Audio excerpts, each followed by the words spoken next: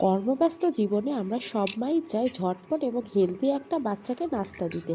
এই নাস্তাটি হতে পারে আপনার বাচ্চার জন্য খুবই হেলদি এবং মজাদার। চলুন রাস্তার রেসিপিতে চলে যাই। প্রথমে আমি একটা কড়াইয়ের ভেতরে দিয়ে দিলাম 1 কাপের একটু বেশি পরিমাণে পানি।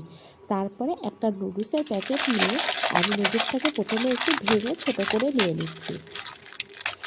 এইভাবে যদি তৈরি করে দেওয়া যায় বাচ্চাও খুশি হবে এবং দেখা যাচ্ছে যে পুষ্টিগুণও সম্পূর্ণ থাকবে। তারপরে আমি পানির ভিতরে দিয়ে দিলাম, পানিটা ফুটানো ছিল এই জন্য আর ফুটিয়ে নেওয়ার টেনশন নেই। তারপরে দিয়ে দিচ্ছি আমি নুডলসে যে মশলা থাকে সেই মশলা। অনেকেই আছে এই মশলাটা দিতে চান না, তারা স্কিপ করে যাবেন। এই পদ্ধতিতে কিন্তু বড়রাও তৈরি করে খেতে পারেন, চাইলে এখানে কিছু বড়দের জন্য সবজি অ্যাড করতে পারেন। 1 টেবিল চামচ পরিমাণ টমেটো সস দিয়ে দিলাম, দিয়ে দিচ্ছি লেবুর রস। এই লেবুর রসের জন্য না এই খাবারের টেস্টটা অনেক গুণ বেড়ে যাবে। একটা ডিম ভেঙে দিলাম, উপর থেকে একটু লবণ দিয়ে দিচ্ছি। যারা একটু ঝাল খেতে পছন্দ করেন একটু মরিচ কেটে দিতে পারেন বা চিলি ফ্লেক্স দিয়ে দিতে পারেন। আমার বাচ্চা যেহেতু ঝাল খেতে পছন্দ করে না, তাই আমি মরিচ আর দিলাম না। ডিমটা দিয়ে কিছুটা ধনেপাতা কুচি দিয়ে দিয়েছি। তারপরে ডিমটা আমি সিদ্ধ হওয়ার জন্য একটা ঢাকনা দিয়ে অপেক্ষা করছি ৩ থেকে ৪ মিনিট।